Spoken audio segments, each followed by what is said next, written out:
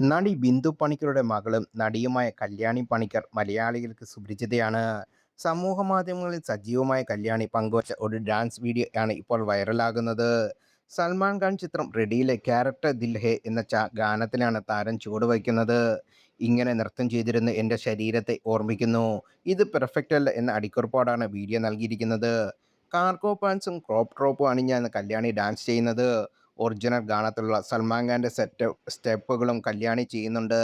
നിരവധി പേരാണ് കല്യാണി പങ്കുവച്ച് വീഡിയോയ്ക്ക് താഴെ കമൻറ്റും ലൈക്കുമായി എത്തിയത്. ഡാൻസ് നന്നായിട്ടുണ്ടെന്ന് ആരാധകരും കുറിച്ചു. അതേസമയം ഷറഫുദ്ദീൻ നായകനായി എത്തിയ മധുവിധു എന്ന ചിത്രത്തിലൂടെ മലയാളത്തിലെ സിനിമയിലും അരങ്ങേറ്റം നടത്തിയിരിക്കുകയാണ് കല്യാണി. വിഷ്ണു വിജയായിരുന്നു ചിത്രം സംവിധാനം ചെയ്തത്. കോമഡി ഫാമിലി എൻ്റർടൈനായി ഒരുക്കിയ ചിത്രത്തിന് മികച്ച പ്രതികരണമാണ് ലഭിച്ചത്.